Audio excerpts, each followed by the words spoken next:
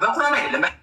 ምንድነው ያልከው አንተ የጎግል ተማሪ አንተ አካል አምላኪ ሐቁን ነው የነገረ ፈጣሪ ይሮጣል ሲል አዎ ይሮጣል ብለህ እየተከተልክ አንተ ሙስሊም ነህ ብለህ ነው አንተ በሽተኛ ነህ እንጂ አይምሮ ስለታመመ እንጂ ምን እውቀት ምን ዕልም ኖሮ ነው ከብሎ ከፈለጋችሁ እናንተና እኛ አንድ አይደለንም። እናንተ ባት ነው የምታመልኩት። እናንተ ሙስሊም መሆናችሁ ራሱ ጥያቄ ምልክት ውስጥ የሚገባ ነው። የኛ አላህ የእናንተ አላህ የሚለይ ከሆነ ሂድ መዝሙር ያሬድ አዳምጠው በደንብ ሰምተዋል። የቪዲዮ ትንሿ የመለሰችው መልስ ነው ወይስ ኖ አይደለም? ኧረ አዳምጠው መልሳዩን ይችላል አላገም። እሺ እግዚአብሔር አንዴ ይከፋፈላል፣ አንዴ ይጠቀልላል ማለት ነው። በባህሩ ምን ይላል? ባህረ ሀሳብ ምዕራፍ 1 ላይ አንድ በጣም የሚገርም ነገር አለ። እግዚአብሔር ስነ ፍጥረትን ለምን ፈጠረ በሚለው ርዕስ ላይ አንድ ያስቀመጠው ነገር አለ። ምንድነው ያስቀመጠው? ዓለማትን አስቀድሞ እግዚአብሔር በአንድነት በሶስትነት አንድነቱ ሶስትነቱን ሳይጠቀልለዋል። ልብ አድርጉ። ሶስትነቱ ደግሞ አንድነቱን ሳይከፋፍለው አለ። ስለዚህ እግዚአብሔር ይጠቀለላል፣ ይከፋፈላል ማለት ነው። ልብ አድርጉ ያጀማ፣ እግዚአብሔር ይከፋፈላል። አያችሁ ምን እንዳስቀመጠ ተመልከቱ። ብቻ በደንብ አድርጋችሁ አዳምጡ። እግዚአብሔር ልብ ዓለማት አስቀድሞ ከእግዚአብሔር በአንድነትና በአንድነት በሶስትነት አንድነቱ ሶስትነቱ ሳይጠቀልለው ሶስትነቱ ደግሞ አንድነቱ ሳይከፋፍለው ሲቀደስ ሲሰለስ ይኖራል አለ። ይከፋፈላል፣ ምን ይደረጋል? ይህ እንዲሁም ደግሞ ይጠቀልላል ማለት ነው። እግዚአብሔር በባህሪው ማለት ነው። እግዚአብሔር አንዴ ይከፋፈላል፣ አንዴ ይጠቀልላል ማለት ነው በባህሪው።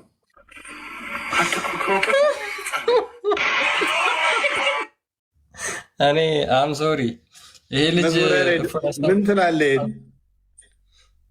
በጣም በጣም የሚያስቅ ነው። በቃ ይሄ ነው ችግሩ እኮ እፎይ። አሁን ትልቁ ችግር ወንድሞቻችን ጋር ያለው ትልቁ ችግር እኔ አሮ ነው እንዴት እንደምንግባባም በየትኛው ሌቭል አውርተን እንደምንግባባም አላውቅም። እውነት እንዴት አትሊስት እኮ ተግባቦት እኮ ያስፈልጋል።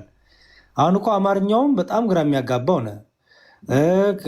እውቀትም ክፍተት እየመጣ ነው። አሁን እግዚአብሔር አንድነቱ ሶስትነቱን አልጠቀልለውም፣ ሶስትነቱ አንድነቱን አልከፋፈለውም ማለት አንዴ እግዚአብሔር ሲፈልግ ይጠቀልላል፣ ሲፈልግ ይከፋፈላል ብሎ ይፈተዋል። አልከፋፈለውምና አልጠቀልለውም ብሎ እዛው አስቀምጦት እዛው እኮ ነግሮታል እኮ አንድነቱ ሶስትነቱን አይጠቀልለውም ተብሎ ሲል እግዚአብሔር ሲፈልግ ይጠቀልላል ይላል።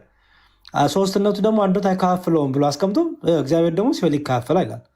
ይሄ በጣም ለኦዲየንሶቹ ክብር የላቸውም ነው። በቃ ለሚያዳምጥ ሰው መሰረታዊ የማገናዘብ ሪዝን አውት ለማድረግ ራሱ እሱ እኮ የሚመጣው እኮ ኦዲየንስን ስታከብር ነው። ባይዘበይ አሁን አንተ ሙስሊሞቹንም እኛንም ስለምታከብር ተጠንቅቀ ነው የምታወራው።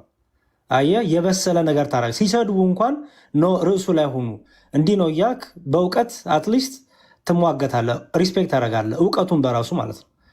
በዛኛው ሳይድ ግን ኢቭን ቃላቱን እንኳን ለመግባባት ኦዲየንሱን ስለማያከብሩ ዝም ብሎ በቃ ይናገራሉ። ከዛ በቃ ማሻላ ተክቢር አንተ ጎበዝ ይባላል። ቼክ የሚያደርግም የለም እንደ ምን እያወራክ ነው የሚልም የለም።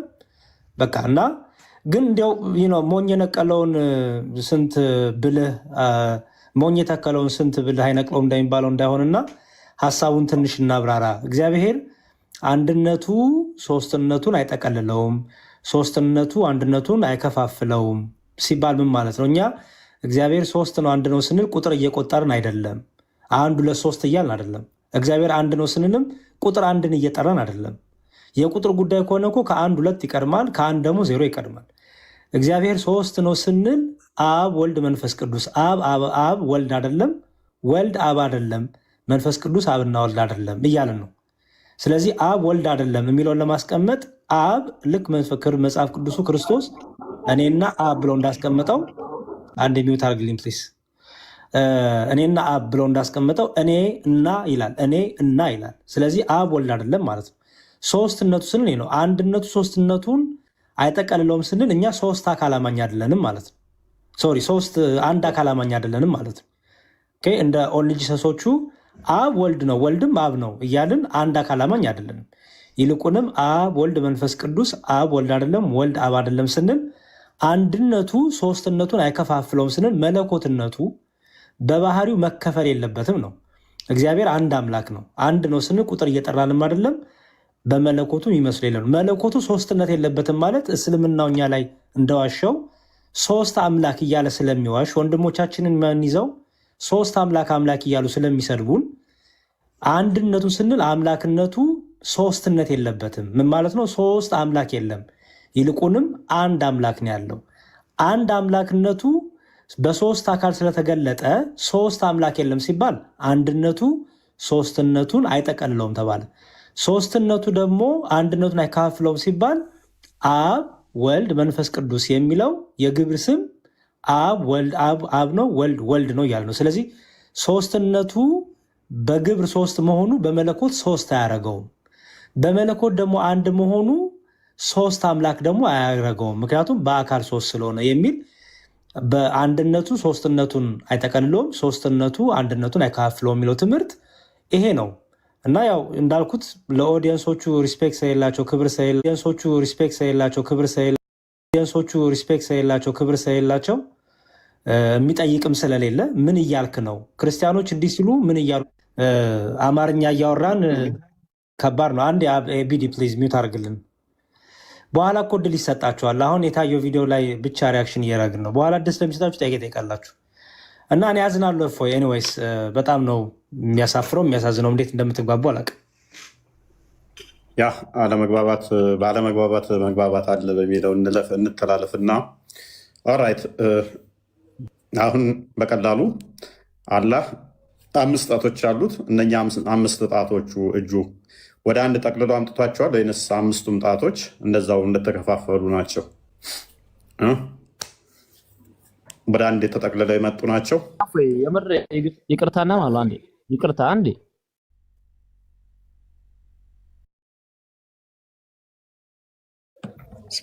ኤቢዲ ደጋግመን ነገርንህ። ቃል ኔትወርክ እየሰራ አይደለም። ምንማራ እኛ ምንማራ አሁን መዝሙር ያሬድ ባነሳው ሀሳብ ላይ ነበር። እኔ ጥያቄ ብንመልሱልን ምን ችግር አለው? ጥያቄ ይመልሳላችሁ። ቢመልስልን ምን ችግር አለው? አንዴ ተረጋጋና ችግር አለው። አንዴ ተረጋጋ።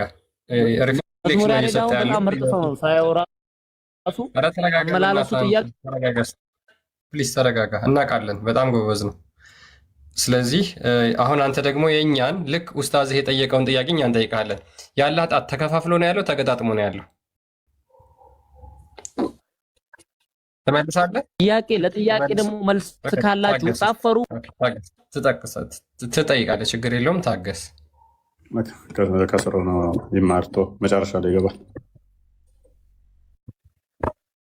መጠየቅ ይችላሉ። ክርስትና ያላቸውን ጥያቄ እናንተ ይህንን ፎከስ አድርጋችሁ ጨርሱ። እፎይ ያ ሙስሊሞች ፎሎ አድርጉት። መዝሙር ያሬድ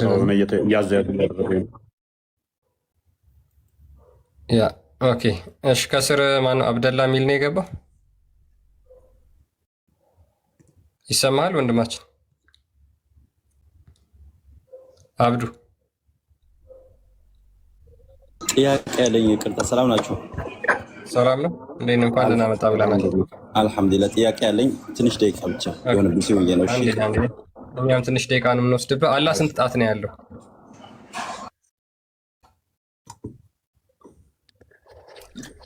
አብዱ ማይክን አንሳና አልፈለገም። ቆይ ተውኝ አለ እኮ። ኦኬ አብዲ፣ አብዛኞቹ ሙስሊሞች አሁን ላይ ክርስትናው ላይ ጥያቄ እንጂ የአላህ ነገር የበቃቸው ነው ይመስለን። ከዲቤቱ በኋላ ስለ ራሱ ማውራትም አልፈለጉም። ክርስትናውን ማወቅ ነው። ሜይ ቢ ቶፒኮች እንትኖችም እንይዝላችኋለን፣ ፕሮግራሞችም እያዘው ለጥያቄዎቻችሁ ሙሉ ልንገባበት እንችላለን። እንደዛ ከሆነ አብዲ ይሰማል? ሁሉም መማር ነው የፈለጉት። አብዲ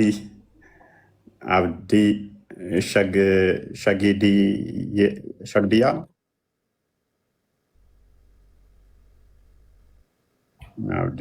አንተ ያው ለእኔ ነው ሚስጥር እየነገርከኝ ያለው። ከስር ያሉት አያዳምጡ። ሶሪ ኔትወርክ ከስር ላሉት አይሰማም። ወጥተህ ግባ።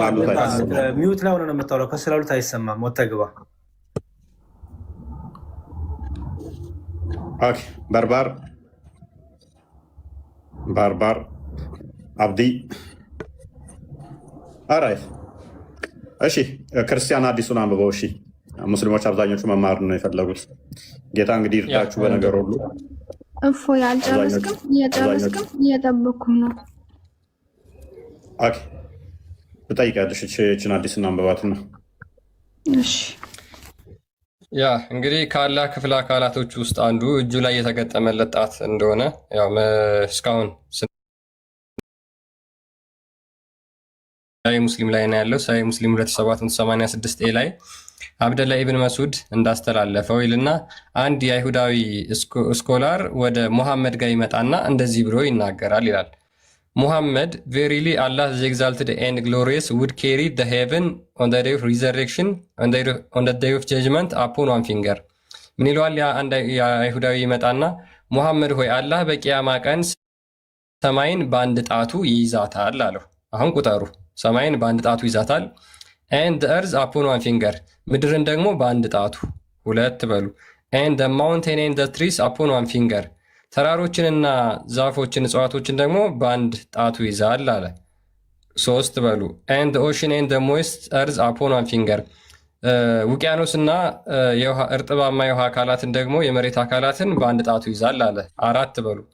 ኤንድ ኢንፋክት ዘ ሆል ኦፍ ክሪኤሽን አፖን ዋን ፊንገር፣ ሌሎቹን ፍጥረታት በሙሉ ደግሞ በሌላኛው ጣቱ ይይዛል። በቀረው ስንት ማለት ነው? 5 ኤንድ ሂ ውድ ስቲር ዘም ኤን ሴይ አይ አም ዩር ሎርድ። ከዛ በኋላ ሼክ ያደርጋቸውና ይበጠብጣቸውና ምን ይላል? እኔ ጌታ ነኝ ይላል። ዜራፖን አላህስ ሜሴንጀር ስማይል ቴስቲፋይንግ ዋት ዘ ስኮላር ሃድ ሴድ። ከዛ በኋላ ሙሐመድ የአላህ መልእክተኛ ይህንን ነገር በመስማቱ በማጽደቁ አጽድቆ ሳቀ ይላል።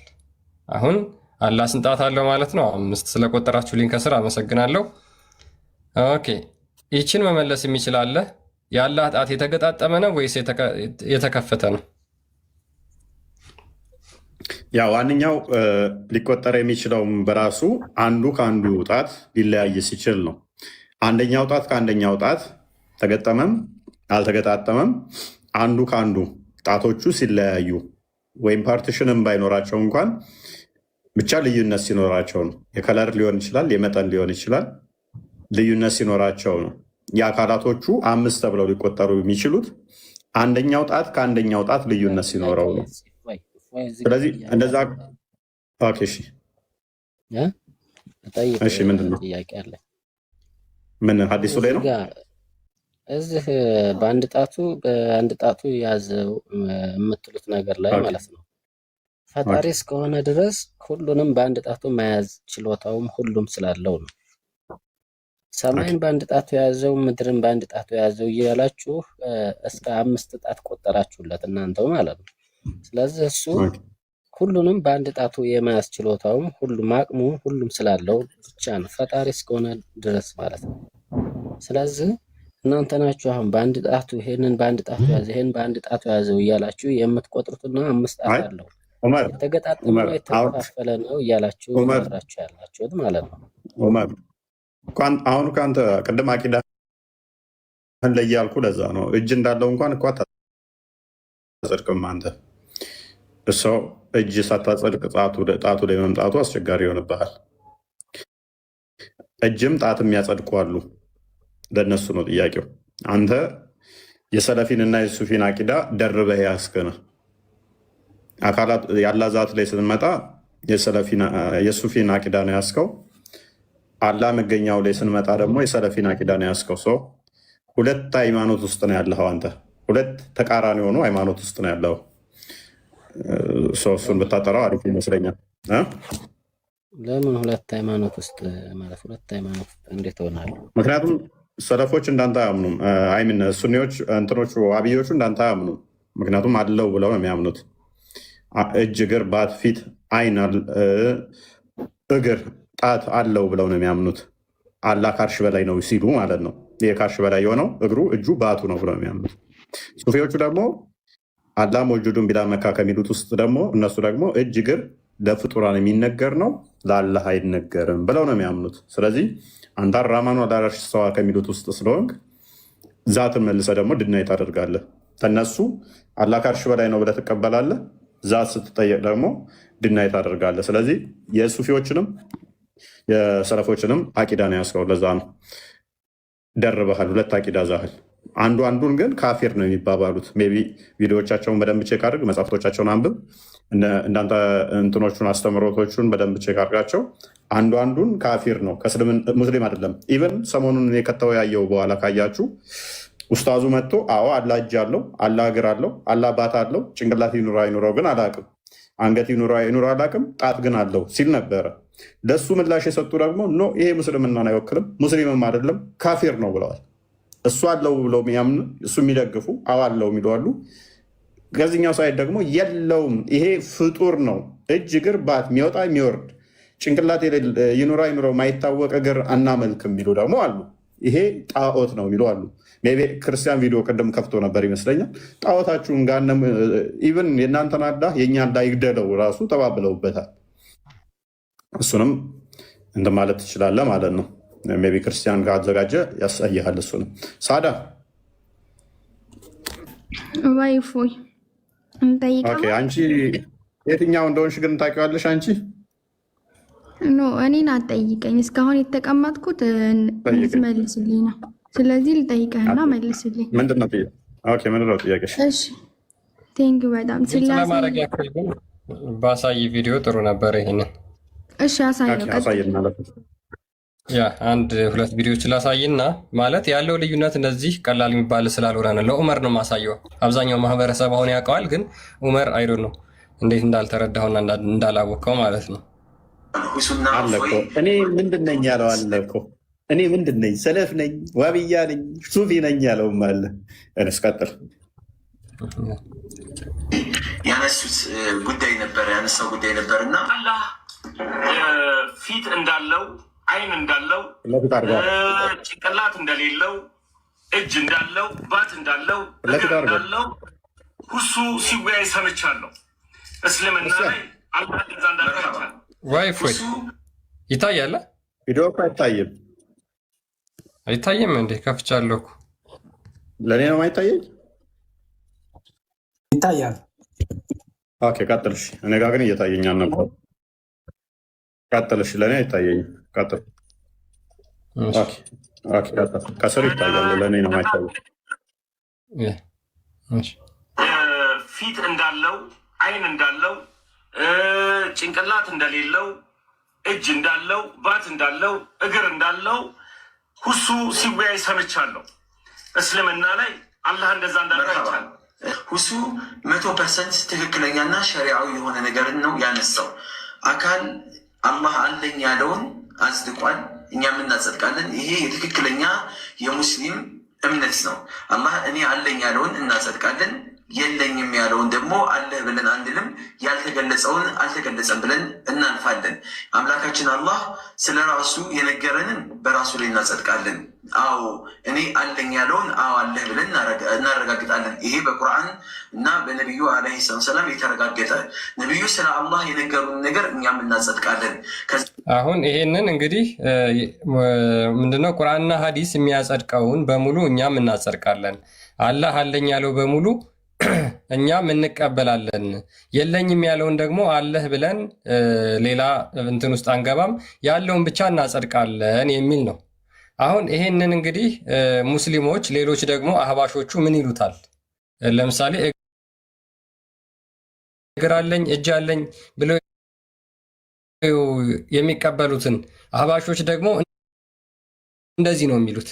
ይህን አላህ ማለት ነው እግር ያለውን እጅ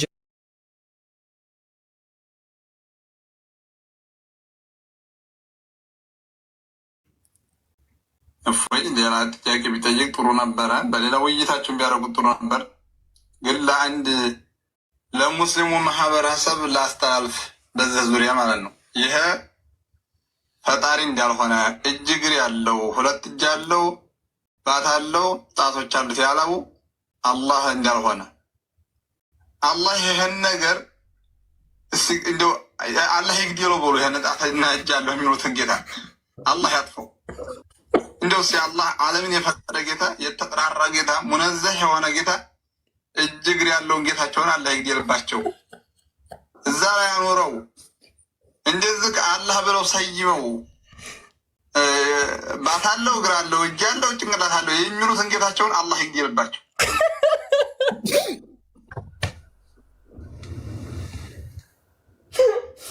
አይ ቲንክ ዑመር አሁን ልዩነቱ ግልጽ ይመስለኛል። አየህ የእናንተ አላህ አሁን ምንድነው የሚገደል ነው ማለት ነው። አህባሾቹ አላህ ይግደለው አላህ ያጥፋው ብለው በዚህ ያክል ነው እንትን የሚሉት። እኔ ይህን አላህ ያጥፋቸው የሚለውን ሱራ 9:30 ላይ ብቻ ነበር ማውቀው። አይሁዶችና ክርስቲያኖችን አላህ ያጥፋቸው የሚል አንቀጽ ስላለ ማለት ነው። እና የዋሃብዮች አላህ በአህባሾች እንግዲህ እንደዚህ ነው የሚባለው ማለት ነው። ሌላ ቪዲዮ አለ አንደኛ ይኸው መሰለኝ ሌላም የሆነ ኡስታዝም አለ እፎይ የሁሱ እፎይን ወደ የትኛው አምላክ ነው የሚጠራው የሚልም አለ። አይታችሁት ከሆነ ሁሱ መጨረሻ ላይ እፎይን ወደ የትኛው አምላክ ነው የሚጠራው። እንዲሁም ጭራሽ እኚህ ሼህ ምንድነው የሚያደርጉት? ሁሱንም አንተንም ወደ አላህ ይጠሯቸዋል መጨረሻ ላይ። ምክንያቱም ሁሱ የጠራው አምላክ የኔ አምላክ አይደለም፣ የእስልምና አምላክ አይደለም። ላሰማችሁ ይችላለሁ እና እነሱ ራሳቸው የኛ ሰፊ ነገር አለ ማለት ነው። የሁሱ አምላክ የኔ አምላክ አይደለም። እንዲሁም ሁሱንና እፎይን ጥሪ ያቀርብላችኋል ወደ ትክክለኛው አላህ እንድትመጡ ብለው የሰሩም ሼህ አሉ እና ማሳየት ይችላል። አይ ቲንክ እሱ አቡ ቢላል መሰለኝ ኡስታዝ አቡ ቢላል ዶክተር እንደዛ እሱም ሰርተውብናል። አሁን ያለውን እስቲ ያሰማን። ኦኬ ያውኑ ሰምተዋል አይደል? ትልቁ ላይ ጋነ የሚገባትም ያለ አለ። የዋብዮች አላ ጋነ የሚገባ ነው ያለም አለ። ይሄ ጅግር ያለው የሚወጣ የሚወርደው የዋብዮች አላ ጋነ የሚገባ ነው ያለም አለ። ቀጥል ክርስቲያን መዝሙር ላይ ይችላል ያሳያችኋል። እሺ መሰለ የኔን አላህ አይደለም ሊወክል ይቀርና አንተ ራሱ አለመጠየቅ እዚህ ላይ ሊይዝ ፈልጋለሁ። ይሮጣ ሲል ወዴት ይሮጣ አትለው እንዴ? ወዴት ነው የሚሮጣው ነበር መልስ የሚያስፈልገው። እኛ ጋር የሚሮጥ የሚወርድ የሚሰቀል አካል ያለው አምላክ የለንም።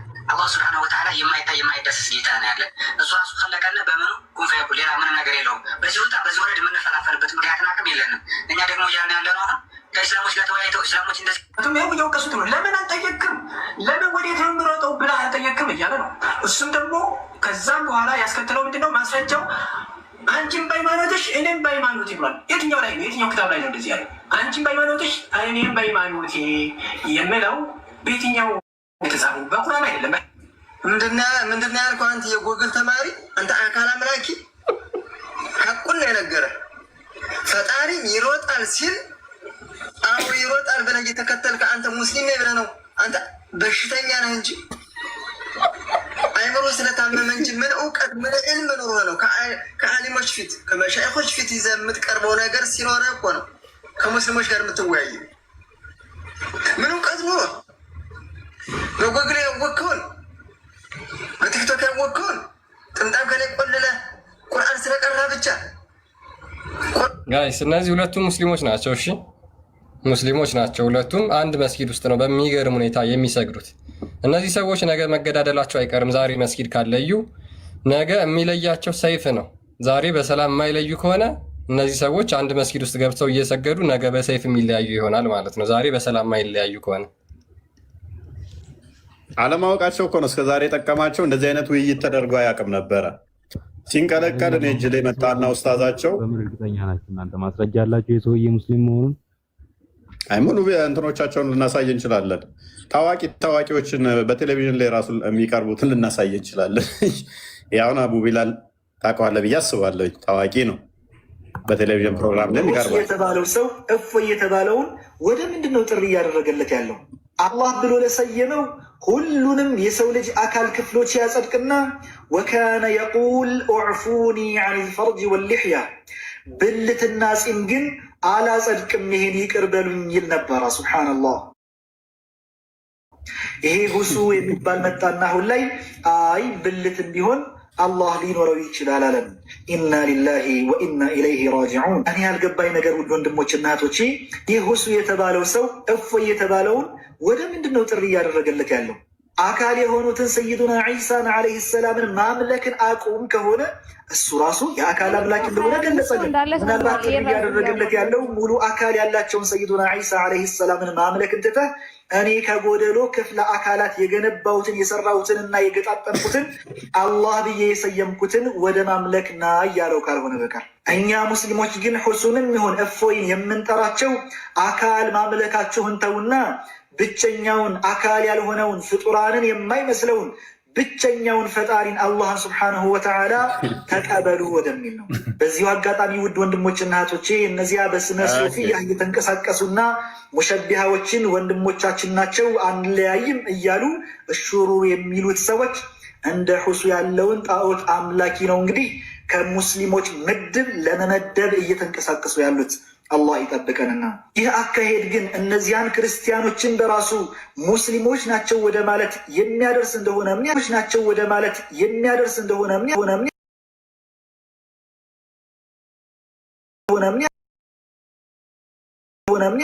አላህ ብሎ ብቻ ስለሰየመው ሙስሊም ነው ካሰኘ ነገ ከነገ በኋላ እነዚያ ክርስቲያኖች ሰይዱና ዒሳን ኢየሱስ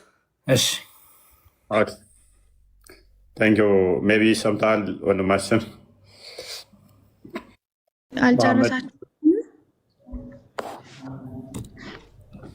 እሺ ቀን ስለዚህ ልዩነታቸው እንደዚህ ቀላል አይደለም። ምንድነው እሱ እስከዛሬ በአቂዳ ጉዳይ ላይ እንደዚህ አይነት ብዙም ውይይቶች ተደርገው አያውቁም ነበረ እና የአቂዳ ጉዳይ ብዙም አብዛኛው ኦዲየንስ ስለማያውቀው እኛ አቂዳ ጉዳይ ላይ ተወሰነ ሰርተንበታል።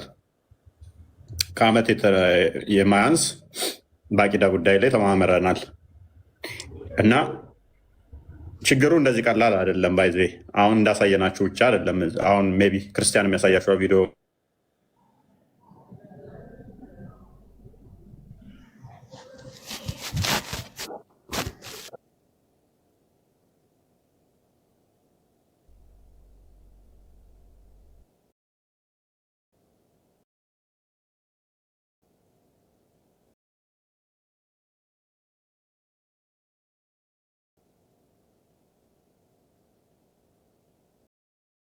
ፈልገው ምንድን ነው እነዚህ አካላት ሁለቱም አንድ መስጊድ ውስጥ ነው እየሰገዱ ያሉት። ኦኬ ግን ምንድን ነው የሚባባሉት? እናዳምጠው።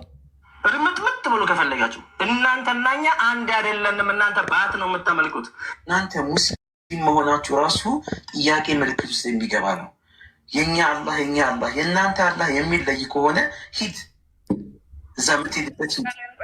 እናንተ የእፎይ ወንድሞች ቤተሰቦች በጣም አጋሮችንን አላችሁ። በጣም አላህ በቁርአን ላይ የነገረንን እናጸድቃለን፣ ያልነገረንን ደግሞ አናጸድቅም። ለአላሁ ተዓላ የማያሰብቱት ክፍለ አካላት የለም። ነገር ግን የሌለውን ነገር አለ የለም አንልም፣ ሊኖረው ስለሚችል ነፍይ አናደርግም ይላሉ። የመጣውን ብቻ ነው። ለዚህም ዑሰይሚን የሚባለው ሰውዬ ያስቀመጠው አባባል ነው። ስለዚህ እነዚህ ባት አምላኪዎች፣ ጅስም አምላኪዎች ከአህሉ ሱና ጋር እንዴት ነው አንድ ሊሆኑ የሚችሉት? ተመልከቱ እስኪ ትረቱ ሞልቶ ድግር አዛው አላህ ጌታ አይደለም። እስኪ አንተ ልጠይቅህ፣ ትልቅ ሰው ነው። ከዚህ በኋላ ምንም አልጨምርም። እስኪ ይህንን እግር ብሎ የፈሰረ ወይም ባት ብሎ የፈሰረ አንድ ሙፈሲር እስኪ አምጣልኝ ከሰለፎች አንድ እስኪ አንድ። ያ እሱን በቤታችሁ ብትማማሩ በመስጊዳቸው ቢጠያየቁ ጥሩ ነበር። ይህንን ጥያቄ መስጊድ ሁጥባ ላይ ስለ ክርስትና ከምታወሩት ይልቅ አላህ እግር አለው ወይስ የለውም፣ አላህ እጅ አለው ወይስ የለውም የሚለውን ልክ አብራችሁ ከሰገዳችሁ በኋላ ሁጥባ ላይ ወንድ የሆነ እናቱ የወለደችው ኡስታዝ ይውጣና እስኪ ስለ አላህ ባት ያውራ። ያ መስጊድ በአንድ እግሩ ነው የሚቆመው። ነገር ግን የሚያወሩት ምንድን ነው? ስለ ሙዚቃ፣ ስለ ዳስጣር ሙዚቃ፣ ስለነ አሜሪካን ስለሚጓጉበት ጀት፣ ስለነ ሆርሙዝ ሰርጥ፣ ስለ ጦርነት ምናምን ነው የሚያወሩት። አለፍ ሲልም ደግሞ ስለ ክርስቲያኖች እነሱን እንዴት ማድረግ እንዳለባቸው እንደዚህ አይነት ነገሮችን ያወራሉ። ትንሽ እንደው ደግሞ የተሻለ ብለው ደግሞ ለአእምሯቸው የሚያወሩት ምንድነው? ስለ ወሲብ ቢያወሩ ነው። እስኪ እናንተ ስለ አምላካችን እኛ ሳናፍር እናስተምራለን፣ ሳንሳቀቅ እናስተምራለን። የእኛ እስልምናችን በመካከላችን ሰላም አለው ብላችሁ የምታምኑ ከሆነ እናቱ የወለደችው ኡስታዝ፣ እናቱ የወለደችው ሼክ ይውጣና ከጁማ ሁጥባ ላይ ስለ አላህ ባት ያስተምር። ስለ አላህ ባት ያስተምር፣ ስለ አላህ እግር ያስተምር፣ ስለ አላህ እጅ ያስተምር። ከዛ በኋላ አንዴ ተረጋጉና እኛ ግን እናወራለን ስለ አላህ እጅ። አሁን እዚህ ጋር ስለ አላህ ጣት እናወራለን። ይስማም ያለ መሐመድ ለአላህ እግር ከማ ድምፅ ትንሽ ታፍኗል። መሐመድ ድምፅህን ከፍ ማድረግ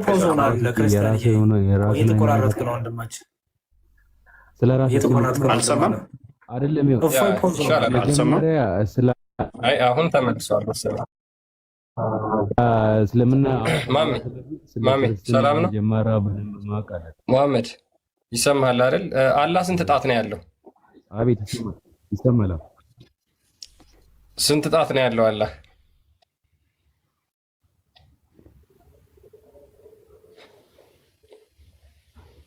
ቀጥል ወደ መልሱ። ይኸው አላህ ማለት ነው። ቀጥል፣ ዝም አትበል። ለአላህ አንተ ይሄ ጣት አለው እግር አለው ምናምን ብለህ ልታወራ አትችልም። አላህ ጣት የለውም እግር የለውም። ለአላህ ይኸው አላህን ማለት ነው አይቶ የማያውቅ ሰው አንተ አላህ አይተን ታውቃለህ? አይተህ አታውቅም። ስለዚህ አንተ ስለ አላህ ማለት እኔን ተወኝና የምታምነው መልስ። ስለኔ ተው፣ ስለኔ አታወራ። ጣት አለው ብለህ ነው የምታምነው ወይስ የለውም ብለህ ነው የምታምነው?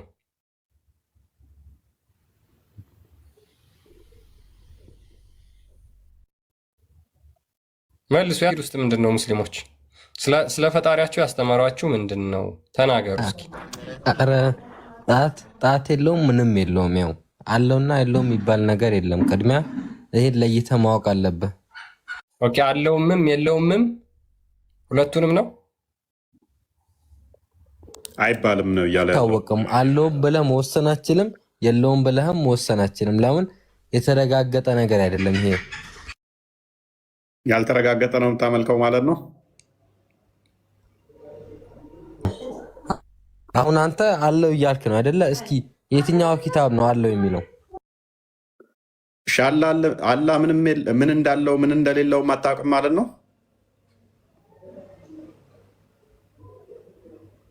ጀመር ሰውን የመሰለህ እንዴ? አለው የለውም የምትለው ፈጣሪ እኮ ነው። ታዲያ ምንድነው? ምኑን ነው ታዲያ አንድ ነው ብላችሁ የምታመልኩት? ነው እንዴ? ሚዩት ላይ ሆነ ነው የምታወራው። እታች ያላችሁ ይሰማችኋል? ኧረ መዝሙር የእርሶ መሰለኝ። የእኛ ኖርማል ነው። በቃ እኔ ልውጣሽ፣ እየረበሽኳችሁ ከሆነ ሶሪ፣ ይቅርታ። መልሰው ይላኩ፣ ችግር የለም። አሁን እኮ አንድ አይነት ጥያቄ ነው እየጠየቃችሁት ያላችሁት። ይሄንን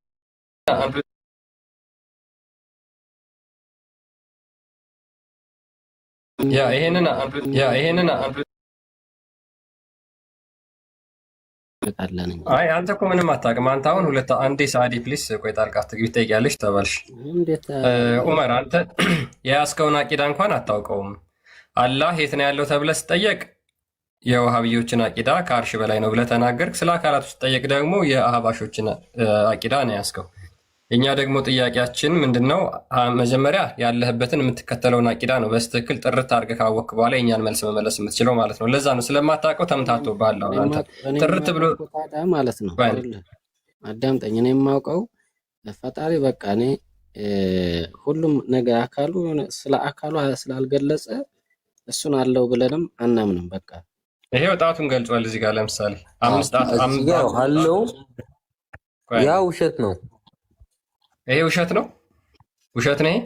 ጣት አለኝ በደንብ ነው ለምቆሱ ጣት አለኝ። እሱ እስኪ ምኑ ጋር ነው ያለው? ጣት እግር አለኝ አላለም። አንዴ ፕሊስ በየተራው አንዴ እስኪ ይሄ ሐዲስ ውሸት ነው ቅጥፈት ነው ብለህ ተናገር መሐመድ። በደንብ ውሸት ነው። እና ደግሞ ሲቀጥል ከአርሽ በላይ ነኝ አላለም። አርሽን የፈጠረው ሊኖርበት ሳይሆን ማለት ነው ስልጣኑን ለማሳየት ነው ብቃቱን እንጂ ሊኖርበት ፈልጎ አይደለም ተናግሯል እሱ። ኦኬ ሚዩት ነፍ ወይ? ስለዚህ አላህ ከአርሽ በላይ አይደለም። የት እንዳለም አይታወቅም። የት እንዳለም አይታወቅም። ጥያቄያችንን ተመልሱልናላችሁ። ከቢንታ እንደ አንዴ ታደማ እንዴ ምን ማለት ነው? የት እንዳለም አይታወቅም አለ ማይታወቅ ነገር አሁን እንደዚህ ቦታ የለውም እሱ አይደለም የተቀመጠበት ቦታ አሁን የለም። እንደዚህ ነው የምትለው ቦታ ያለው ድምጽ ሄዷል። አሁን ስትሰግድ ድምጽን አስተካክል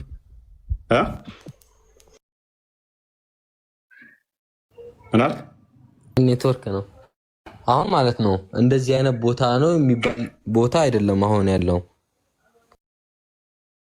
አላህ ምንድን ነው? እሺ ማለት አካል የለውም አለው? አካል የለውም። ኦኬ እጅም እግርም ባትም እንደዚህ የሉትም? አሁን አለውም የለውም ልልህ አልችልም። አይታወቅም ነው ያለው እኮ እዚህ ጋር አሁን ማለት ነው። አለውም አልተባለም የለውም አልተባለም። ፈጣሪ እንደሆነ ማወቅ አለብህ። እስኪ አለው የሚለው አንተ የቱ ጋር ነው? ምን ላይ ነው የሚለው? የትኛው ኪታብ ላይ ይላል? ወይስ ቁርአን ላይ ምን? እስኪ ምኑ ጋር ነው የሚለው? ኦኬ ኡስታዞቹ እየዋሹ ነው አላህ አለው ሲሉ እጅ እግር አለው ሲሉ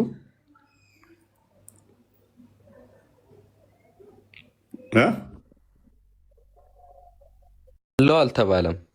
ኡስታዞቹ አለው ሲሉ እየዋሹ ነው ወይ ነው የሚለው? እንደዛ ሁሉም ኡስታዝ እኮ ሲባል እኮ እውነት አይደለም። ሁሉም ኡስታዝ ሲባል እኮ እውነተኛ አይደለም እኮ። መልካም እሺ፣ አንተ ኦኬ አላህ እጅ አለው እግር አለው ከአርሽ በላይ ነው የሚል እሱ ሙስሊም ነው ሙስሊም አይደለም? እሺ ሙስሊም ነው፣ ግን ሙስሊም ሆኖ ማለት ነው ይከፋፈላል። ሁሉም አስተሳሰባቸው እና አተረጓጎማቸው ይለያያል። የሁሉም ማለት ነው የሁሉም ሰው አስተሳሰብ እንደሚለያየው ማለት ነው። ስለዚህ የኛ አላህ እጅ እግር አለው ከአርሽ በላይ ነው የሚል ትክክለኛ ሙስሊም ነው ትክክለኛ ሙስሊም አይደለም? ትክክለኛ ሙስሊም አይደለም። ኦኬ ትክክለኛ አላህን ነው የገለጸው ወይንስ ትክክለኛ ያልሆነ አላህ ነው? እሱ አላህ ነው፣ ግን እሱ እንደዛ ያላለውን ነው እነሱ እያሉ ያሉት። ከአርሺ በላይ ነኝም አላለም። በስድስት አቅጣጫ ተፈልጎ ታጧል። የትም እንዳለ አይታወቅም። ተፈልጎ ታጧል።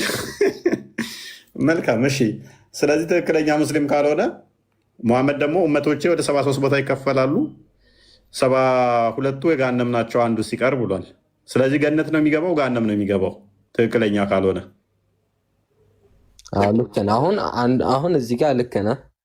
አንደኛው ነው ገነት የሚገባ ብሏል።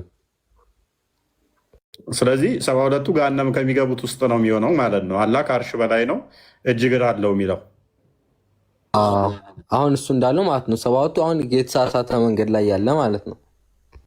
ኦኬ ቴንክ ዩ ቢንት ያንቺስ አላህ እንዴ? አዎ ነው በደንብ ቢንትስ ያንቺ አላህ ሱብሃነ ወተዓላ ሲናገር አላህ ከአርሽ በላይ ነው ከሁሉም ከፍጡራን በላይ ከአርሽ በላይ ነው ስንል ወይ ሰማይ ላይ ምናምን ተቀምጦ ሳይሆን አላህ ከአርሽ በላይ ነው ስንል ከፍጡራን በላይ ነው ለማለት ነው ማለት ነው። ከዛ በላይ ነው ለማለት ያክል ነው እንጂ ወይ ቦታውን ምናምን ለመጥቀስ አይደለም። አርሽ ነው የሚገኘው። አርሽ በላይ ነው ስንል ከሁሉም ፍጡራን በላይ በቁዋውም በሁሉም በላይ ከሰማይ በላይ ስንል ከሰማይም ከሁሉም በላይ ነው ስንል በሁሉም በመለኮት አመለካከት ከፍጡራን ከፈጠራቸው ሁሉ የበላይ ነው ማለት ነው። ኦኬ ዛት አለው አላ የለውም?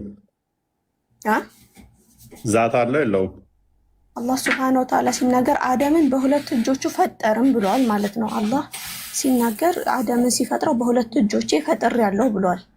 እዚህ ድረስ እዚህ ድረስ አውቃለሁኝ። እና ጥያቄ ምንድነው? አንዴ ስለዚህ ሁለት እጅ ያለው አላህ አለው ከአርሽ በላይ ነው፣ ሁለት እጅ ያለው። መልካም ሙሐመድ ደግሞ ምን አለ ሰምተሽው ከሆነ አላህ ከአርሽ በላይ ነው እጅ እግር አለው የሚሉ ሙስሊም አይደሉም ገሃነም የሚገቡ ናቸው ብሏል። ማስረጃ አለ? ሙሐመድ ይኸው ወንድምሽ እኮ ነው ያለው፣ እኔ አይደለሁም ያልኩት። አላህን እጅ እግር አለው የሚሉ እኛ እሱ መሐመድ እኛ የምናውቀው መሐመድ ነቢያችን ሰለላሁ ዐለይሂ ወሰለም እንዲህ ብለው አላስተማሩንም። ያ ከመሬት ተነስቶ አንድ ሰው መጥቶ ማለት ነው አንድ ሰው መጥቶ ከመሬት እንደዚህ ነው አላህ እንደዚህ ነው አላህ ከመሬት በታች ነው ቢል እንደዚህ ይሄን እኮ አንከተልም አይደለም። ኦኬ እሺ መልካም ወንድምሽ እዚህ ጋር ያለው ከጎንሽ ያለውን ነው ሙሐመድ ያልኩት እንጂ ነብይሽን አይደለም። ከጎንሽ ያለው ሙሐመድ አይደለም ነው ሙሐመድ እሱ ነው። አላህ ከአርሽ በላይ ነው እጅ እግር አለው የሚሉ ትክክለኛ ሙስሊም አይደሉም። ትክክለኛ ሙስሊም ካልሆኑ ደግሞ ኡመቶቼ 73 ቦታ ይከፈላል ብሏል ነብይሽ። 72ቱ የገሃነም ሲሆን አንዱ ሲቀር 72ቱ የገሃነም ናቸው ብሏል። ትክክለኛ ሙስሊም ካልሆናችሁ ደግሞ የገሃነም ትገባላችሁ። በዛ ውስጥ አካቷችኋል ማለት ነው። ኤኒዌይስ 2 እጅ ያለው ብለሻል። እጆቹ ጣቶች አሉት የሉትም? ስለዚህ አልተገለጸም። ኦኬ፣ እዚህ ሐዲስ ላይ ጣቶች እንዳሉት ይናገራል። ቆይ 2 እጅ ያሉት የተባለው ምን ላይ ነው? እስኪ እንደዛ ብሎ የተነገረው ቁርአን ላይ ገብታ ማንበብ ትችላለህ። አደም አለይሂ ሰላቱ ሰላምን በሁለት እጆቼ ፈጠርኩኝ ብሏል። ስለዚህ ሂደ ማንበብ ትችላለህ ወንድም። አሁን ጥያቄ ነበረኝና ጥያቄን ልትመልስልኝ ትችላለህ? እፎይ ትጠይቂያለሽ። ቆይ አንዴ ጣቶች እንዳሉት ታውቂያለሽ? አታውቂም? አላውቅም። ኦኬ፣ ይህን ክፍል ይውሲ ጣቶች እንዳሉት ይናገራል። እጆቹ ቀኝ ብቻ ግራና ቀኝ ነው ብለሽ ነው የምታምኘው እንጂ እኔ ስለዛ ላምንም ስለተገለጸበት ብቻ ነው። ከሁለት እጆቹ በግራና በቀኝ ነው የሚገኙት ወይንስ ቀኝ ብቻ ናቸው? እንደዛ ስንልም ቀኝና እጅ ሰው እኮ አይደለም፣ ፈጣሪ ሰው አይደለም። ገባ? በሰው አይደለም የምንመስለው ማለት ነው። ግራና ቀኝ እጅ ነው ያለው ወይንስ ቀኝ ብቻ? ሰው አይደለም። ግራና ቀኝ እኮ የሚኖረው ማለት ነው ሰው ሲሆን ነው እኮ። እሱ ደግሞ ፈጣሪ እንጂ ሰው አይደለም። ታንኪዩ። በደንብ አስተውይ። ግራና ቀኝ ካለው እሱ ፍጡር ነው፣ ፈጣሪ አይደለም። ግራና ቀኝ እጅ ካለው እያልሽ ነው አይደለ? እንደዛ አይደለም ያልኩት። ሰው እጅ በሁለት እጆች የፈጠርኩኝ ነው እንጂ ያለው እንደዚህ ጣት አለኝ ግራ ቀኝ እጅ ምናምን የሚል እኔ እስካሁን አላየሁም። ካለ ወደፊት ኢንሻአላህ እማራለሁኝ።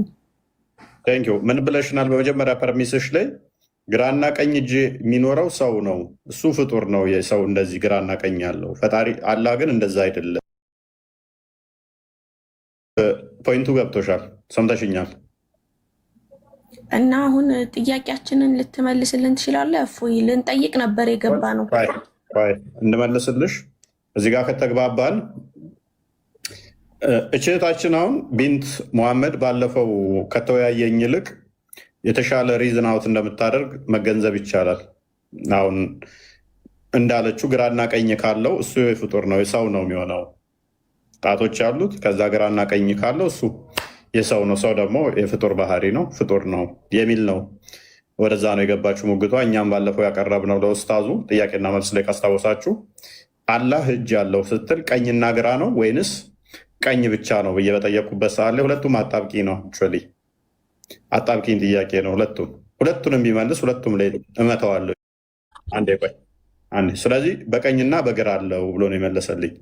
ስለዚህ ግራና ቀኝ ካለው ደግሞ ዳይሬክሽን እና ዳይሜንሽን አለው። ችዝ ፍጡራን ያካበቡታል ማለት ነው።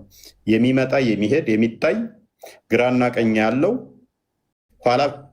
ኋላ ፊት ግራ ቀኝ ከተነገረለት የፍጡር ባህሪ ነው ብዬው የትኛው ሙፈሲር ነው? ኦኬ ቀጥል ክርስቲያን። አዲሱን ያለው ምንድን ነው? ያ አንድ ጊዜ ቢንት ሙስሊም በነገራችን ላይ ለአምላክ ግራ ቀኝ ተብሎ አይነገርለትም። በተለይ ደግሞ የሙስሊሞች አምላክ ማለት ነው ዋሃብዮቹ የሚያመልኩት ግራ ቀኝ ይነገርለታል፣ አካላት ይነገሩለታል። እነዚ አካላቶቹ ደግሞ የሚታዩ ናቸው። የት ነው ያለው? በቦታ ነው የሚገደበው። ስለዚህ ምንድነው ማለት ነው? ፋይናይት ስፔስ ውስጥ ያለ ነው ማለት ነው። ለምሳሌ ቢንት የምታመልከው ሉክ እንግዲህ ግራና ቀኝ ተብሎ የሚነገርለት ከሆነ አንድ አካል በነገራችን ላይ ፍጡር ነው። ኦኬ ለፈጣሪ ግራና ቀኝ ተብሎ አይነገርለትም። ግራና ቀኝ ተብሎ የሚነገርለት የትኛውም ዳይሬክሽን አለው። ዳይሬክሽን ካለው ደግሞ በአይን መካበብ የሚችል ነው ማለት ነው። ግራው ሌላ ነው፣ ቀኙ ሌላ ነው። ስለዚህ ግራው ሌላ ከሆነ ቀኙ ሌላ ከሆነ አምላክ እንኳን ከራሱ ጋር አይመሳሰልም፣ ግራና ቀኙ አይመሳሰልም። በአጭሩ ይሄ ደግሞ ፍጡር ነው ማለት ነው። ይሄንን ሜይ ቢ ሀዲሱን መጀመሪያ ላሳይሽ። ሳይ ሙስሊም 2788 ኤ ላይ ያለ ሀዲስ ነው። ሜይ ቢ ክሊር እንዲሆንልሽ በደንብ በአማርኛ ልተርጉምልሽ። አረብኛ ምችም ከሆነ አረብኛው ማንበብ ትችላለሽ። ምን ይላል መሰለሽ? ልዑሉና የተከበረው አላህ በትንሣኤ ቀን ሰማያትን ይጠቀልላል፣ ከዚያም በቀኝ እጁ ይይዛቸዋል። በምን እጁ? በቀኝ እጁ ይይዛቸዋል። ከዚያም እኔ ንጉሥ ነኝ፣ ጨቋኞች የት አሉ? ትዕቢተኞችስ የት አሉ? ይላል። ከዚያም ምድሮችን በግራ እጁ ይጠቀልላል። ከዚያም እኔ ንጉሥ ነኝ፣ ጨቋኞች የት አሉ? ትዕቢተኞችስ የት አሉ? ይላል ይላል። ስለዚህ እጆቹ ምንድናቸው? ቀኝና ግራ ተብሎ ተነገረለት ማለት ነው። ሉክ አሁን የቀኝና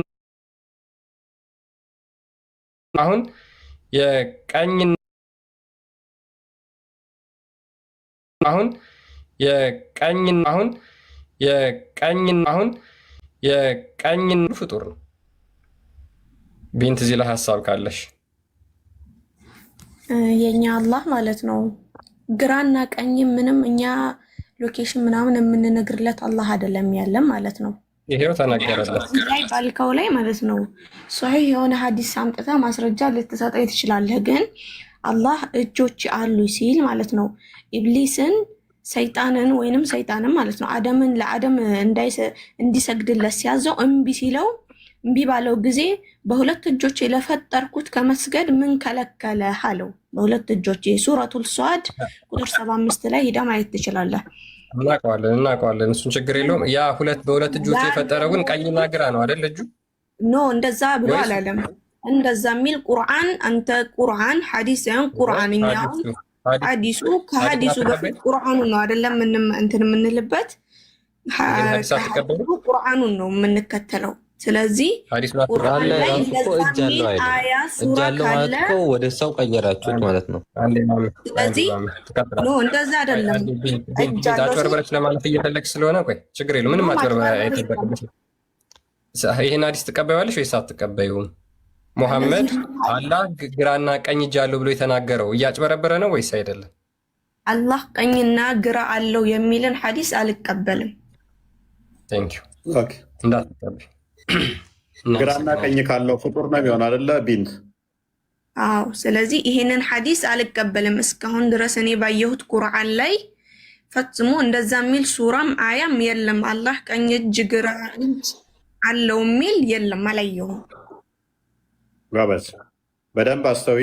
እኛም እያልን ያለ ነው ግራና ቀኝ ካለው፣ ስለዚህ እሱ የፍጡር ባህሪ ነው፣ ፍጡር ነው የሚሆነው አይደለ? ግራና ቀኝ ያለው አካል። አዎ እናመሰግናለን።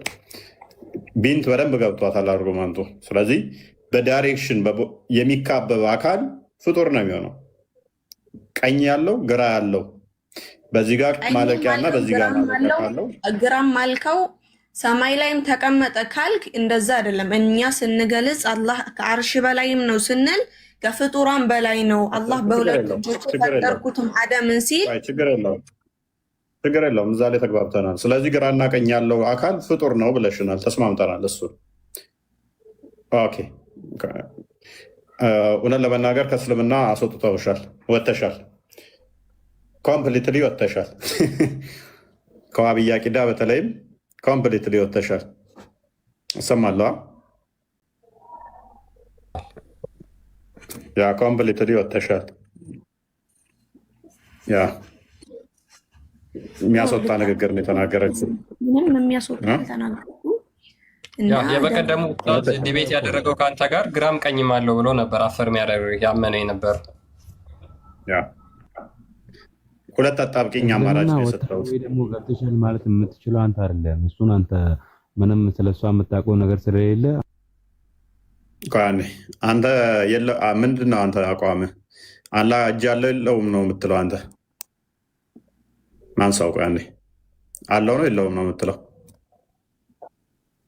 አረ የለውም አለው ስትል አንተ የለውም ብለሃል። ተስማምተናል። አንተ ችግር የለውም። አንደኛውስ መሐመድ ቆይታለሽ።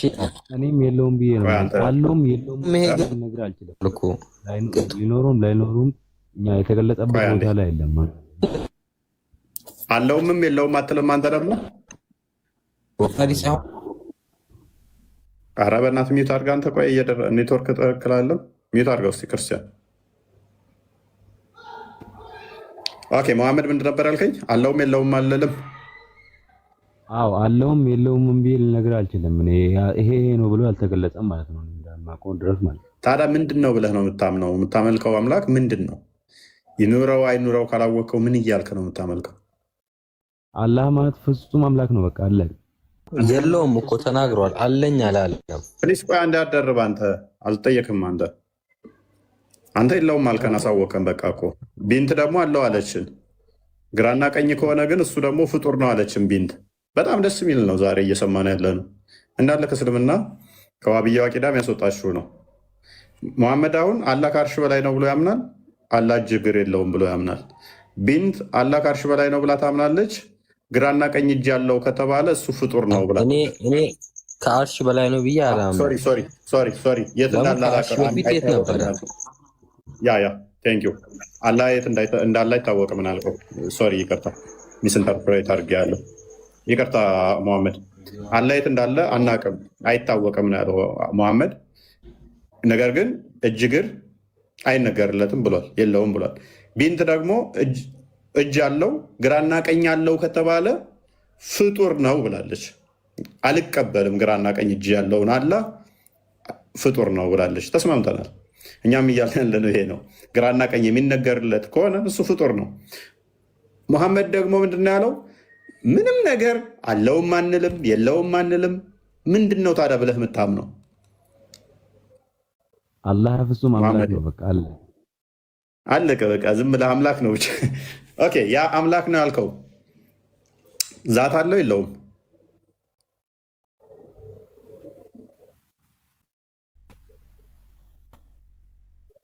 ዛት አለው የለውም?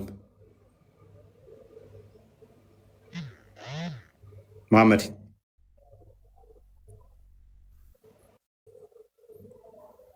ዛሬ ምን አይነት ጉድ ነው የምሰማው? የኡመር አምላክ አላህ ሌላ ነው፣ የቢንት ይለያል፣ የሙሐመድ የሁለቱም ይለያል። አላህ ዛት የለውም። አላህ አመለስልንም እኮ ዛት የለውም። ጥያቄያችንን ጠይቅ እንጂ ተቀመጥ። ቢንት ፋይት ሳዳ ትቀድምሻለች። ኦኬ ኡመር፣ አንተ ደግሞ የነበር አላህ ነው ያልከው። ያ ገብቶኛል። አንተ ደግሞ የነበር አላህ አለ ያልከኝ አላህ በቃ አይታይም። ስለዚህ ከአርሽ በላይ መሆኑን እናውቃለን። ከአርሽ በላይ መሆኑ እንግዲህ ያው ፍጡራን ከሱ በታች ናቸው። የሁሉም የፍጡራን በላይ አምላክ አንድ አምላክ ብቻ ነው። የሁላችሁም አሁን አላህ ይለያያል። አንተ የሁላችሁም አላህ ይለያያል። አንተ አላህ ዛት የለውም አካል የለውም ከአርሽ በላይ ነው አልከን። እጅ እግር ምናምን የለውም። ፈጣሪ አንድ አላህ ብቻ ነው። በቃ ያንን ብቻ ያውቃል ሁሉም። ዑመር አዳምጥ። አንተ አላህ እጅ እግር የለውም ከአርሽ በላይ ነው አልከን። እጅ እግር አለው ከተባለ እሱ የፍጡር ነው ብለሃል። ቢንት ደግሞ እጆች አሉት ከአርሽ በላይ ነው አለች።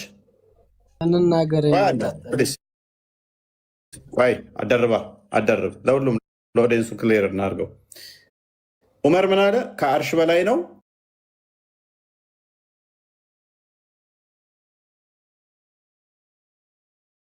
ቢንት ደግሞ ምን አለችን? አላህ ሁለት እጆች አሉት ከአርሽ በላይ ነው አለችን። ግራና ቀኝ እጅ ያለው ከተባለ ግን ፍጡር ነው አለችን ቢንት። ሙሐመድ ደግሞ ምን አለን? ከቢንት ቀጥሎ ያለው አላህ የት እንዳለም አናቅም፣ አይታወቅም፣ ዛትም የለውም አለን።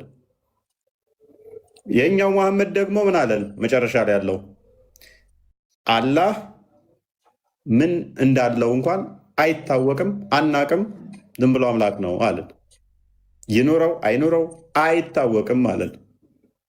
1 2 3 4ቱም የተለያየ፣ ቅድም ገብተው የወጡትም የተለያየ። ባቢሎን በሳሎን ነው የሚባለው። የአምላክ ኮንሰፕታቸውን አያችሁ። ከአራታቸው የማንኛው ነው ትክክል? እፎ ይጠይቅልኝ። ነገር አይደለም ከአራቱ ዑመር ስማና መልስ፣ ሁላችሁም መልሱ። ከአራታችሁ ትክክል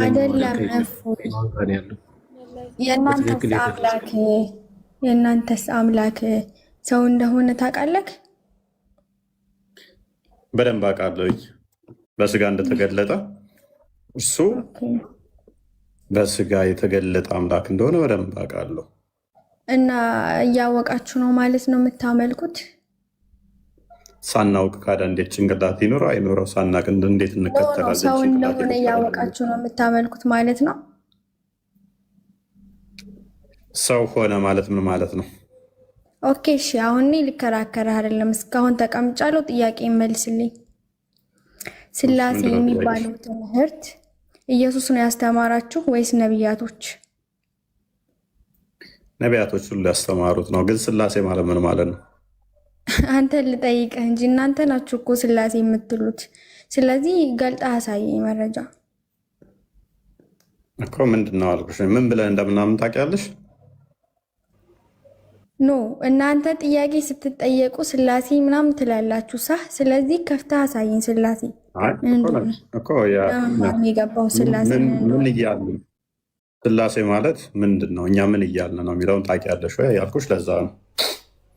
ስለዚህ ለምንድን ነው ግን እኔ እየጠየኩ መልሰህ የምትጠይቀኝ? እኔ ለማወቅ ነው የገባው። ስለዚህ እኮ አስረዳኝ። አሁን ለምሳሌ ልሻው አሁን እናንተ በተውሂድ ታምናላችሁ፣ ተውሂድን ታምናላችሁ ብዬ ስልሽ ተውሂድን አውቄ ነው የምጠይቅሽ።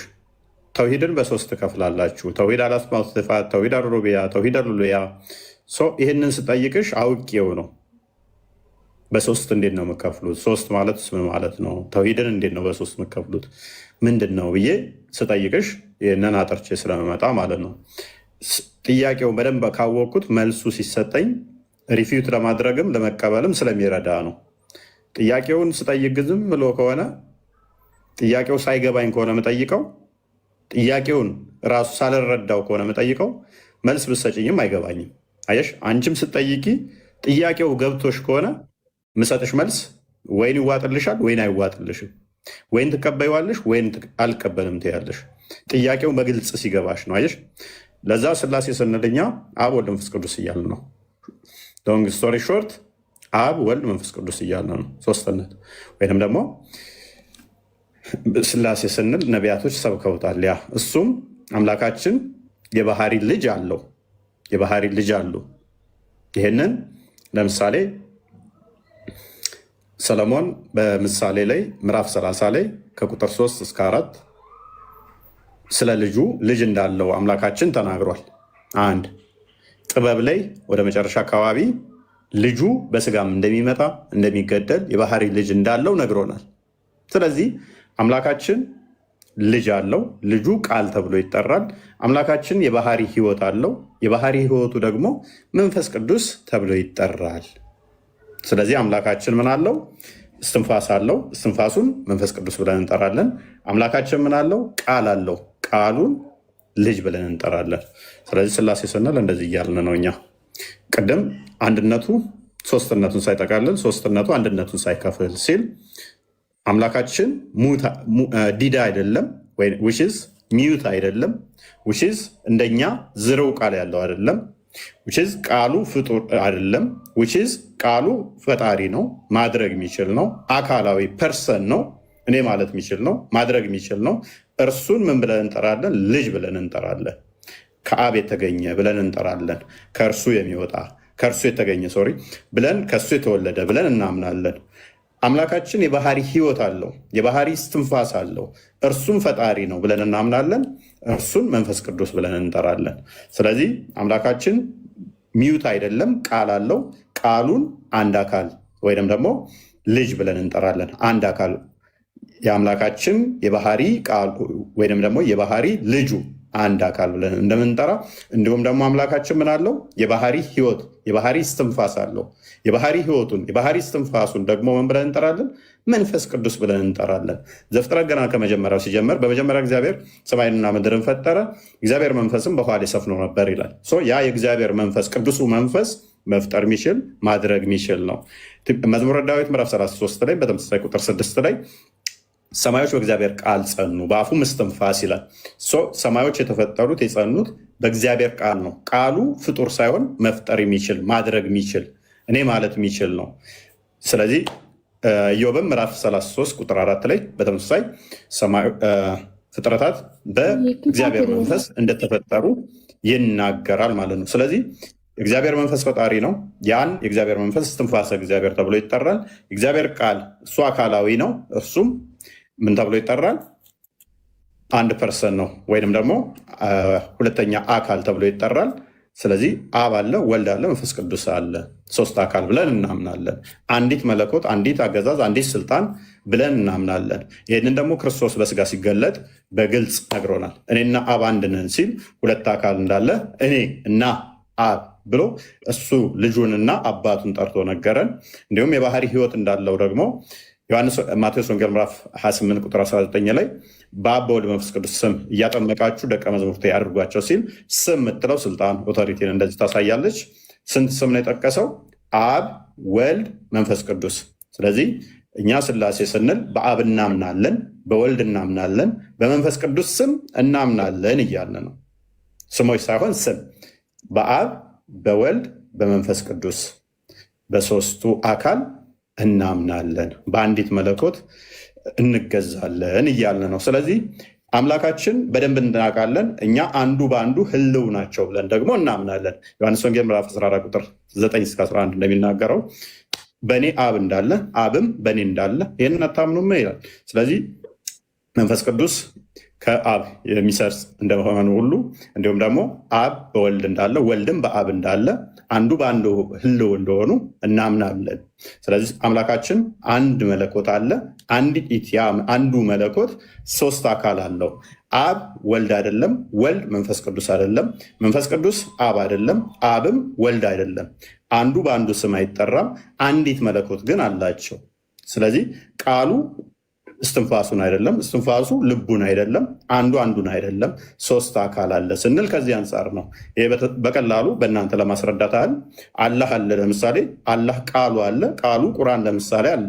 ቁርአን ፍጡር አይደለም ብላችሁ የምታምኑት፣ ቁርአን የአላህ ቃል ነው ብላችሁ የምታምኑት። እንደኔና እናንተ ድምፅ አይደለም። አሊፍ ላሚም ለምሳሌ የሚለው ሱረቱ በቀራ ቁጥር 1 ላይ ፍጡር ያልሆነ የአላህ ቃል ነው ብላችሁ የምታምኑት። ያ ፍጡር ያልሆነው የአላህ ቃል ወረቀት ላይ ሰፍሯል። ወረቀት ላይ አለ። ያ ፍጡር አይደለም። ነገር ግን ያ ቁርአን በእጅሽ ያሹ ቁርአን ፍጡር አይደለም ትያለሽ። አላህ ነው ወይ ብለሽ አይደለም የአላህ ቃል ነው የምትይኝ። የአላህ ቃል እንደኔና እንዳንቺ ድምፅ አይደለም፣ እንደኔና እንዳንቺም ፍጡር አይደለም። ስለዚህ ምንድን ነው እሱ ማለት ነው? ፍጡር ካልሆነ የአላህ ቃል ከሆነ ፍጡር ካልሆነ ነሰሰርሊ ፈጣሪ ነው የሚሆነው ማለት ነው። ፍጡር ካልሆነ ቃሉ የሚፈጥር ስለሆነ ስለዚህ አላህ አለ፣ ቃሉ አለ፣ እጁ አለ። እጁ ቃሉ አይደለም፣ እጁ እግሩ አይደለም ብለሽ እንደምትይ ሁሉ ሉክ እጁ እግሩ አይደለም፣ እግሩ እጁ አይደለም፣ ወይንም ደግሞ ባቱ እጁ አይደለም ብለሽ አንዱን አካል ከአንዱ እንደምንለይ ሁሉ እኛ ምን እናምናለን? የባህሪ ህይወቱ ቃሉ አይደለም፣ ልቡ ቃሉ አይደለም፣ ቃሉም ደግሞ እስትንፋሱ አይደለም። ስለዚህ አምላካችን ምን አለው? ቃል አለው፣ የባህሪ ህይወት አለው። ሶስት ስንል ከዚህ አንጻር ነው እኛ ቃልዮት ያሰማልን። በጣም ጥሩ አድርገን ያብራራውን የመለስከው አይ ቲንክ በጣም ቀለል ያለ ግልጽ የሆነ ነው። ቴንክ ዩ። ወደ ርዕሳችን መለስ እንበልና እንግዲህ እዛ ላይ የተወሰነ እንበልበትና እንትን እንላለን ማለት ነው። ኦኬ እንግዲህ ካለ አካላት ጋር በተገናኘ አሁን ለምሳሌ ያ በተገናዝቦ እኛ አብ ወልድ መንፈስ ቅዱስ አብ በአብ ውስጥ ህልው እንደሆነ መንፈስ ቅዱስም ደግሞ በአብና በወልድ ውስጥ ህልው እንደሆነ እናምናለን። አሁን ይሄ በተገናዝቦ ነው። እሺ ስለ አላህ አሁን ስናወራ እጁ በእግሩ ህልው ነው ወይ፣ ግራው በቀኙ ህልው ነው ወይ የሚለውን ሙስሊሞች ብንጠይቃቸው ይሄን የአምላክ ኮንሴፕት ያውቁት ይሆን? አለበለዛ የተነጣጠለ ነው ማለት ነው። አንዱ በአንዱ የተያያዘ ነው። እንደው ህልው የሚለው አክቹዋሊ አንዱ በአንዱ እንትን ሲል ነው። ኢቨን ፖሪክሮሶስ ነው የሚባለው የመገጣጠም የመሰካካት ራሱ እንደዛ ሳለው የመሰካካት ራሱ የፍጡር ባህሪ ነው። ህልው መሆንተውና የመሰካካት ይሄ እንደዚህ እጁ ጣቶቹ የተሰካኩ ናቸው ወይ? ምክንያቱም እጁ እግሩ ካልሆነ እንደኛ ካልቆጠሩት እጁን እግሩን ደምረው እንደኛ አንድ ብለው ካልቆጠሩት እጁና እግሩ ተደምሮ እንደ ፍጡር አንድ ተብሎ ካልተቆጠረ አንድ ሊሆን አይችልም። እጅ ሁለት እጅ ካለው እግር ካለው ባት ካለው እነኛ ሁሉ ደምረው አንድ ብለው ካልጠሩ እኛ እንደምንጠራው አንድ ካላሉ አንድ ሊሆን አይችልም። እኛ አምላካችን በኩነት አስተምሮ አብ ልብ ነው፣ ወልድን ቃል፣ መንፈስ ቅዱስን እስትንፋሰ እግዚአብሔር ብለን እንጠራለን። ስለዚህ ሶስት አካል ስንል ከዚህ አንጻር ነው። እኛ ልብ አለው፣ ቃል አለው፣ እስትንፋስ አለው፣ ወይም የባህሪ ህይወት አለው። አምላካችን ህይወት ሳይኖረው የኖረበት ዘመን የለም። አለ እስትንፋሱ የኖረበት የለም። ያለ ቃሉም የኖረበት የለም። ያለ ልቡም የኖረበት የለም። ሶስት አካል ስንል ከዚህ አንጻር ነው። እናንተ ግን አምላካችሁ ቃል አለው የለውም? እስትንፋስ ህይወት አለው የለውም? ህይወቱ ቃሉ አይደለም መቼም። ቃሉ ህይወቱ ነው አይሉንም፣ ህይወቱም ቃሉ ነው አይሉንም። አሌስ እንደኛ እንደ ሰው እኔ ቃሌም ህይወቴም እጄም እግሬም ተደምሮ ነው አንድ የሚባለው። እንደዛ ተደምሮ አንድ ነው እስካላሉን ድረስ አንድ ነው። ዝም ብሎ እንደ ሰው በኢጅማው ሰብሰብ አድርገን እጆቼ እግሮቼ ተደምረው አንድ እንደሚባለው አንድ ብለው ስታልጠሩት ድረስ እንደ ፍጡር ካልቆጠሩት በስተቀር አንድ ሊሆን አይችልም። አምላክ ደግሞ እንደዛ ነው ብለን አናምንም። የእኔ ድምፄ ለምሳሌ ከእኔ ከወጣ በኋላ ዝሩ ነው፣ ብትን ነው፣ ምንም መስራት ማይችል፣ ምንም ማድረግ ማይችል ድምፀት ብቻ ነው። የፈጣሪ ቃል ግን እንደዛ አይደለም። መፍጠር የሚችል ነው፣ ማድረግ የሚችል ነው፣ ፐርሰን ነው፣ እኔ ማለት የሚችል ነው። የባህሪ ህይወቱም እስትንፋሱም እንደዛ። እነሱ ደምረው እንደ ፍጡር ነው የሚያስቡት። አሁን አላህን እጆች አሉት እግሮች አሉት ይሰካኩትና አንድ ብለው ሲቆጥሩ ዘሆል ይሄ ሆሉን በፓርቶች ደምረው አንድ ብለው ነው። ዑመር አንተ አካል አለው ብለህ አናመልክም። አካል አለው ብለህ አታምንም። ጀመር አንተ ያ ኦኬ፣ አንተ አሁን አካል አለው ብለህ አታምንማ።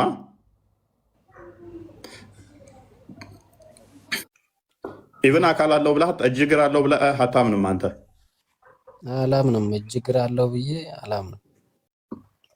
ያልተጻፈ እጅ እግር አለው የሚሉት አላምንበት። ኦኬ፣ አላህ ምንድን ነው እሱ ብለህ ነው የምታምነው? ምን አለው ብለህ ነው የምታምነው? በቃ ስለ አካሉ አለው ብዬ አላምንም። አለ አንድ ፈጣሪ ነው ብዬ አምናለሁ። እጅ እግር አለው ብዬ አንድ ስትል ምኑን ቆጥራለሽ? አለው ብዬ አንድ ነው ስትል ኦኬ፣ መልካም። አንድ ስትል ምኑን ቆጥራለሁ? አንድ ስትል ምኑን ቆጥራ ነው? በቃ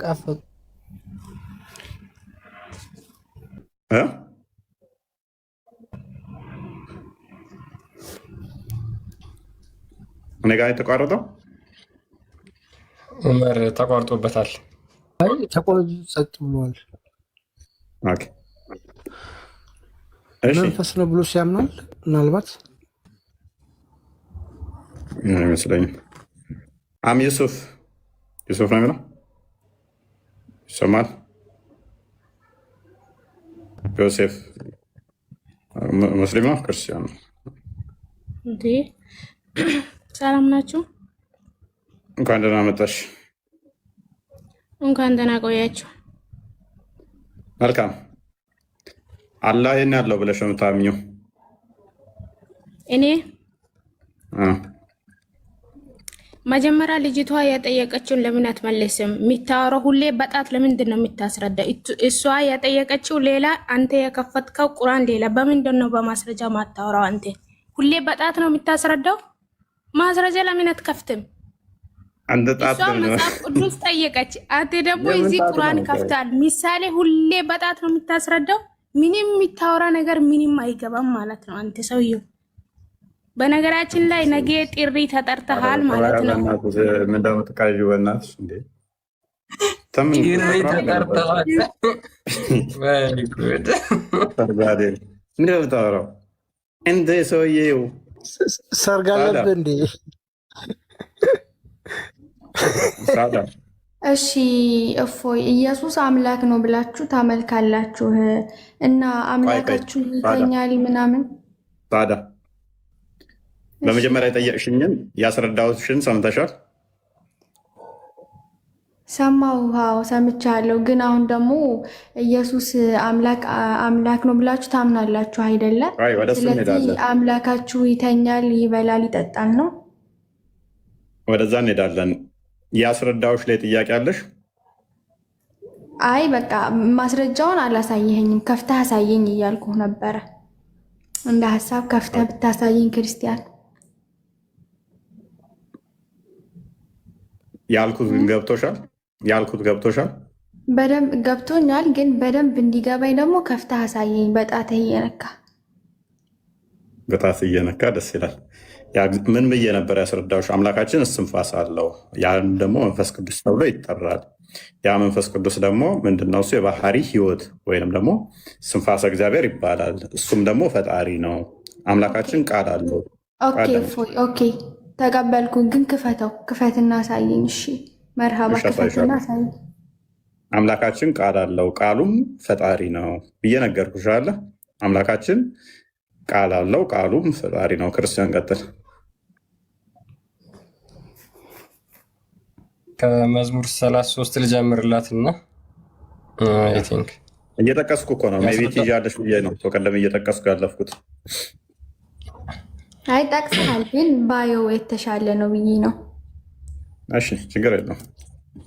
በጣትህ መዝሙር 33 ቁጥር 6 ይኸው መዝሙር 33 ቁጥር 6 ላይ በእግዚአብሔር ቃል ሰማዮች ከስር ይታያቸዋል። ይታያል ይመስለኛል። ቀጥል። በቃ አንተ ስከፍት እኔ ምንም አይታየኝም። አንብበው በቃ እኔው ራሱ እዚህ ከፍታለሁ። እሺ ያ መዝሙር 33 ቁጥር 6 በደንብ እያሸሽ በእግዚአብሔር ቃል ሰማዮች ጸኑ ይላል። ስለዚህ ሰማያት የጸኑት ሰማያት የተፈጠሩት በማን ነው ማለት ነው? በእግዚአብሔር ቃል ነው። ሰራዊታቸውም ሁሉ ደግሞ በአፉ እስትንፋስ። ስለዚህ ህይወት ያላቸው ነገሮች ሁሉ ህይወት ያገኙት በማን ነው ማለት ነው? በአፉ እስትንፋስ። ያ እስትንፋሱ ደግሞ ማን ነው? መንፈስ ቅዱስ ነው። አንድ ልጨምርልሽና ኖ እሱን እያልኩ አይደለም። ስላሴ ትምህርት ተቀበሉ። እኛ ስላሴ ስንል ምን እያልን ነው? እሱ እኮ ነው። አሁን ስላሴ ስንል እኛ ምን እያልን ነው? እኛ እግዚአብሔር አምላካችን ማለት ነው ቃል አለው ብለን እናምናለን። ያ ቃሉ ደግሞ እንደኛ ዝርው አይደለም። ልክ አንቺ አሁን የምትናገሪው ቃል ካፍሽ ወጥቶ ይበተናል አይደለ? ተበትኖ ይቀራል፣ የፍጡር ቃል ስለሆነ ማለት ነው። የእኛ ግን የአምላካችን የእግዚአብሔር ቃል እንደዛ አይደለም። እሱ ሰማያትና ምድርን የፈጠረበት ቃሉ ነው። ስለዚህ አምላካችን ቃል አለው ብለን እናምናለን። ሁለተኛ ደግሞ አምላካችን ህይወት አለው ብለን እናምናለን። ሉክ አምላካችን ህይወት አለው ብለን እናምናለን። ያ ህይወቱ ደግሞ ምንድነው? እሱ ራሱ ህይወት መስጠት የሚችል አካላዊ የሆነ እስትንፋስ ነው። ይሄንን ነው እኛ ስላሴ ብለን እንትን የምንለው የምናመልከው። ሳዲ ገባች? አሁን እዚህ ላይ ሳዳ ይሰማል። የእናንተን እምነት እኛ ላይ አትጫኑት። እኛ ምናምነው በፍጹም ነው። እንደዛ አላደረግንም። እፎይ አሁን እዚህ የገባሁት እኔ ለመጠየቅ ነው እንጂ ለመከራከር አይደለም። ኦኬ አይ ነው እኮ እያልኩሽ ያለሁት ምንድን ነው የስላሴ እኛ ኮንሰፕት እኛ እንዴት እናምናለን፣ ከዛ እኛ እንደምናምነው ነው መጠየቅ ያለብሽ። አየሽ እናንተ እንደምታስቡት ሳይሆን እኛ ምን ብለን ነው ስላሴ ብለን ስናምን የሚለውን ነው። አንቺ ተውሂድ ብለሽ ስታምኚ አንቺ እንደምታምኚው ነው እንጂ ተውሂድ ማለት እኔ 100 ነው ብዬ ብልሽ አትቀበይኝም። አይ ተውሂድ ስንል እንዲህ እያልን ነው ብለሽ ነው አይደል የምታምኚው። ስለዚህ ስላሴ እኛ ስላሴ ስንል ቅድም እንደነገርኩሽ አምላካችን የባህሪ ህይወት አለው። የባህሪ ህይወቱ መንፈስ ቅዱስ ተብሎ ይጠራል። ያ መንፈስ ቅዱስ ደግሞ አካላዊ ነው፣ መፍጠር የሚችል ነው። አምላካችን ቃል አለው፣ ቃሉም ደግሞ ፈጣሪ ነው። ደጋግመን ሄኖክ ምዕራፍ 12 ቁጥር 37 ላይ አንድ ቼክ አድርገው። ምን መጽሐፍ ሄኖክ ነው? ያ የተወሰነ ትንሽ እንትን በነው መረጃዎች ስለፈለገች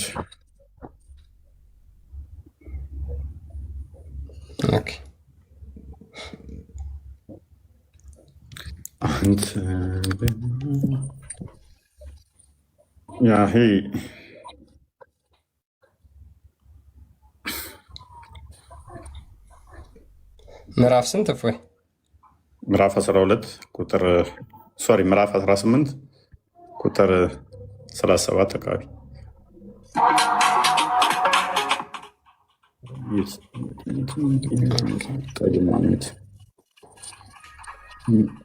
የቢንት ነው እንዴ?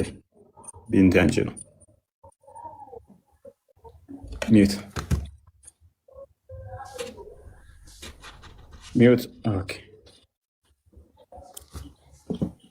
ክርስቲያን አገኘው።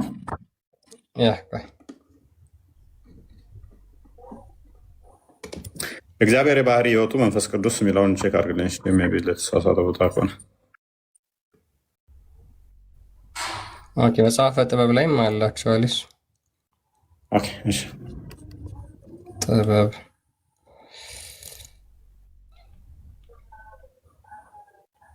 ያንተ እኔ ምንም ከፍቶ አይታየኝም እኮ ለዛ ነው።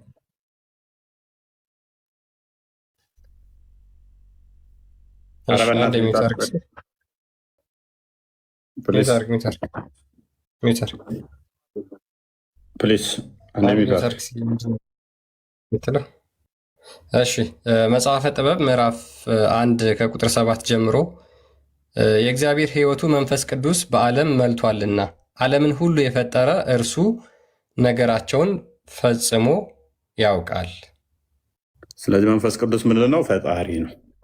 እርሱ በዓለም የሞላ መንፈስ ቅዱስ ምንድን ነው? ፈጣሪ ነው። ይሄ በነቢያት አስቀድሞ የተነገረ በነቢያት የተሰበከ ነው። ስለዚህ ይህ መንፈስ ቅዱስ ምን ተብሎ ይጠራል? የእግዚአብሔር መንፈስ ወይንም ደግሞ የእግዚአብሔር ስንፋስ ተብሎ ይጠራል። የባህሪ ህይወት ተብሎ ይጠራል። የአብ የባህሪ ህይወቱ ሶስት አካል ስንል እነኝን ቆጥረን ነው። ቢ በደንብ አንብቢ ግልጽ ያልሆነልሽ ካለ